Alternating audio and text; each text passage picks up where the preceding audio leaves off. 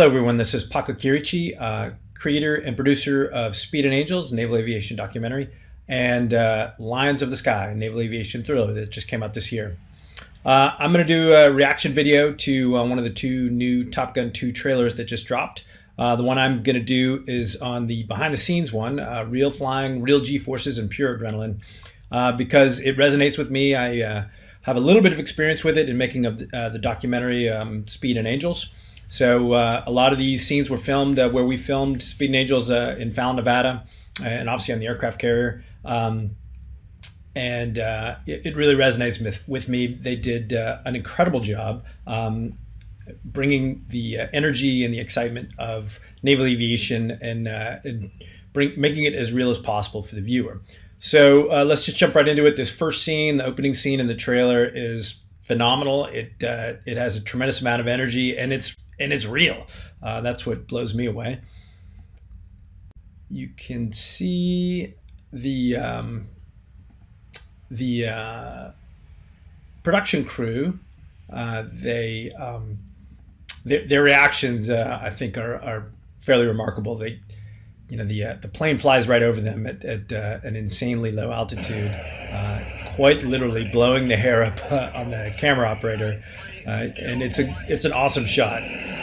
I mean, that's just spectacular. And just to back it up like a nanosecond here, this plane is maybe 10, 12 feet off the ground. So kudos to Paramount and the production team and Tom Cruise to get the Navy to approve a shot like this, because it certainly was not something that I was able to do. But I love it. I love her hair flipping up with the jet wash as it goes by. And I also love the reaction of one of the crew members right there on the far right as he's filming with his cell phone, and he looks, he does exactly what any of us would do, including experienced naval aviators. If somebody flew right over our head like that, that's exactly what I'm looking at. That's a very genuine reaction. One of the other things that struck me about this is in the first Top Gun movie, there was a few scenes where Tom Cruise was reenacting the hand motions that a pilot would have when he's flying an airplane, and they were all wrong. He got them backwards. When he was trying to accelerate, he was pulling the throttle back, and when he was trying to, hit the brakes and fly right by, he was actually sticking the throttle all the way forward. So I have a couple friends that worked on this film on the Navy side. And I think they did an amazing job of letting Tom and the production team know that. And then Tom, to his credit, did a great job of actually really choreographing his hand motions. And we'll talk about it a little bit later on. But when the plane rolls, you can see his shoulder move to the left and then pull his hand back. Even though he's not actually flying the plane, he really did a great job of choreographing his hand movements to the plane itself. 34 years blows me away. I can't believe it's been that long since the original. But here we are. I love the hangar scene and the elevator going up. We shamelessly use that in Speed and Angels as well. It's a gorgeous scene. It's super compelling. And it's emotive of, not only aviation, but being out in the middle of the ocean and doing what we do, out in the middle of nowhere. It's just very pretty scene. Returns as Maverick. This is a competition film. That's another thing that struck me. When you tell a story on film, whether it's a documentary or obviously a feature film, you need something to hang the story on.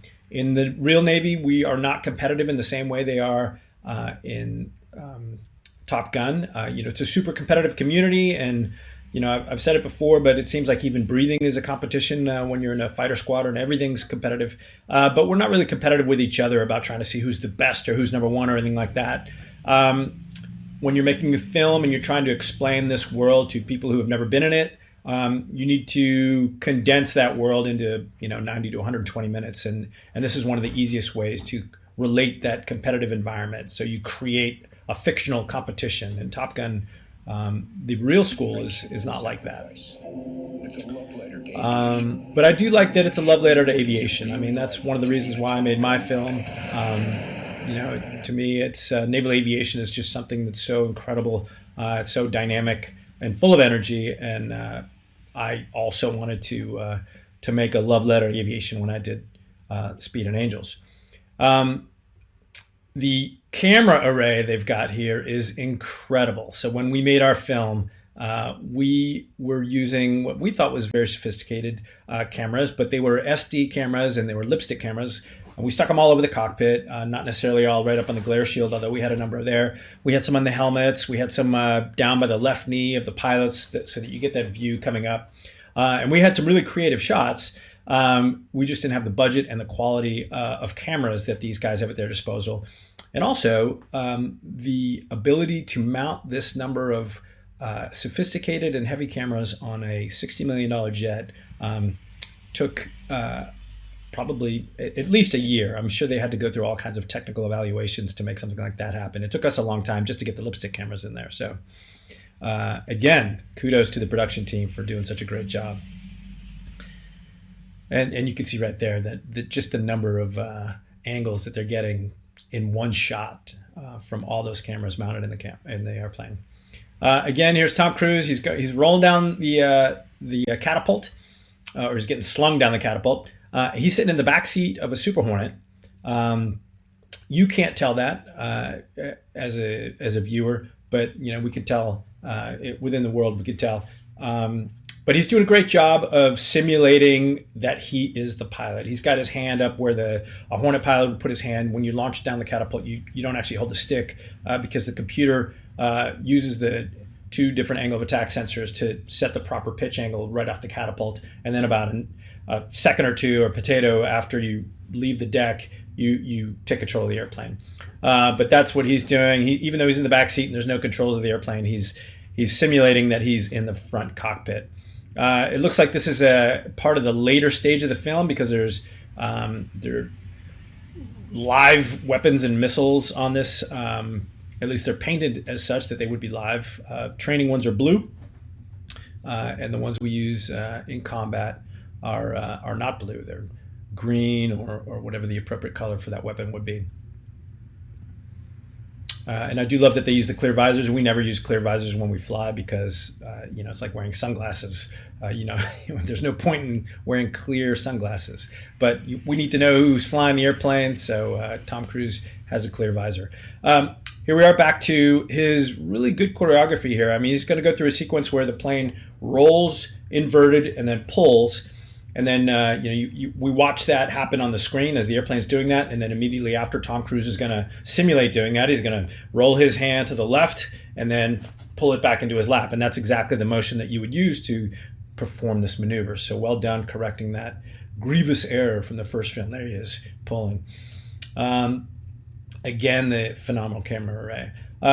Here, I think it's a good way to see that when you're filming aerial scenes, the planes have to get much closer than they do in real life. So this formation is actually, it may not quite be Blue Angel tight, but it's a lot tighter than we normally fly when we're transiting to and from the base or getting out to the area. But to get that energy, that sense of excitement on screen, you really have to have the planes fly closer to each other. You have to, like in the very first scene, they have to fly much lower than they normally do so the camera can really capture all that energy and explain what's going on to the folks at home or in the theater. And one of the other things that really impressed me is they put all the actors in Hornets and they yanked and banked and put them through all these different maneuvers, and that's insane. It's great for them. It's great for the verisimilitude of the movie. And I think it speaks to the degree that they really want to make this as accurate a film as possible, which is phenomenal. This is a good scene because it shows the way things really work at Top Gun, the Top Gun school. The only question I would have is it looks like a number of these guys already have their Top Gun patches.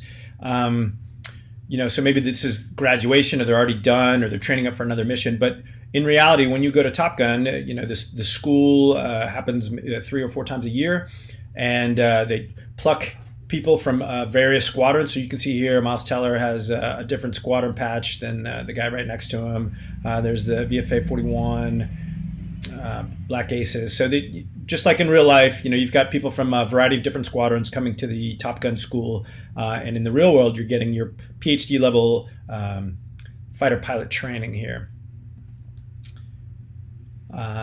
And the flying sequences are great. And he's talking about here how, the effects of G's, you can't really simulate the effects of G's with any kind of CGI. So I think Phoenix is the female character. You can see here, she is under duress. She's groaning. She's probably under 3 or 4 G's right here. Her face is kind of distorted. When you pull G's to this extent, you have to tighten your entire body up, and you really concentrate on squeezing your abdomen, your butt, your thighs, to keep your blood pressure up, to keep the blood as much in your brain where it's really needed, and it just doesn't drain with all the forces that are being put on you. So they did an insane job of putting all these people through the paces, and you can see it is draining. It's like, look at him, he's groaning. This guy's really straining against the G's. And I'm sure before as part of their audition, they were put through some aerobatic training and inexpensive propeller airplanes, at least inexpensive, related to the Super Hornets. And she looks like she's having fun. This is great. I mean, I do this stuff all the time, and I love it as well. So I'm glad she's enjoying it. But you can see the toll there that it puts on people. This is real. You are exhausted at the end of a dogfight, especially if you do 2 of them in one day. That's just draining. You're wiped out. And you can see right here, this guy looks like he's just about ready to take a nap. He's wiped out. And then in the next sequence, it's very much the same. You can see they're pulling some G's here, probably 2-3 G's. They've got an LGB on the wing, and he is tired. He's under G. The blood's draining out of his head. This guy, when you're first introduced to the aerobatic world, most people get a little nauseous. They get sick. It's more difficult when you don't have the stick in your hand, because you're purely reacting to what's going on, and you're always a nanosecond behind the tightening up of all your muscles.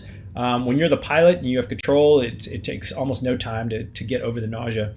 I have a deep degree of respect for all the Wizzos and Rios who make it their career to sit in the backs of these Hornets and subject themselves to all these G forces and tumbling maneuvers, and have some wacky ass pilot fly them around. So big props to those dudes and ladies. Putting us up in these jets, it's very serious. That's why everybody thought it would be impossible. And I think when Tom hears that something's impossible or it can't be done, that's when he gets to work. Well, good for him. Looks like he did a great job.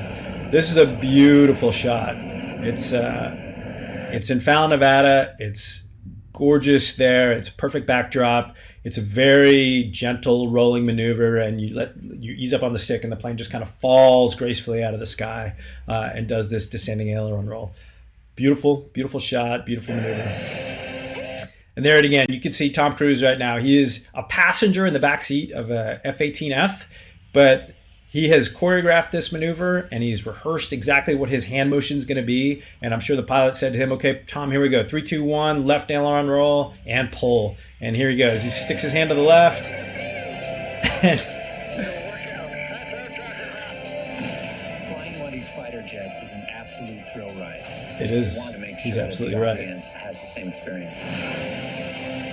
Great flying sequences.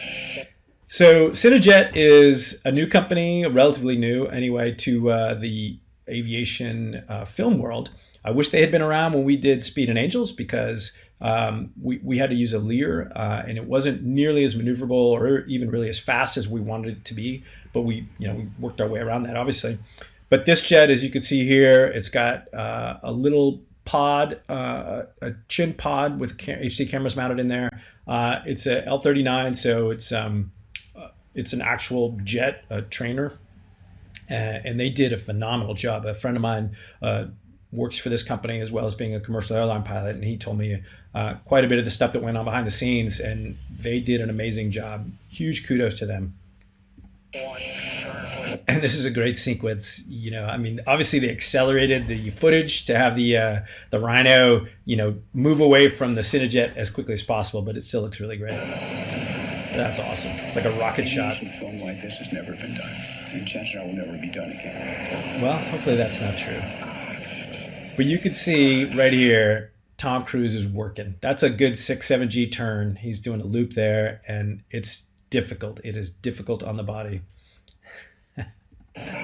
He's wiped out. But again, to his credit, it looks like he really put the effort in to get himself prepared, both physically and mentally, get his crew prepared to shoot scenes that are as accurate as possible, put themselves under the strain of G as much as possible, and that's great. I think it's very telling that this is going to be probably the best thriller aviation film ever made, and I'm glad. I think it's going to be a phenomenal movie, and I'm excited to see it. So that's it. Paco Chierici from Speed and Angels, Lion of the Sky.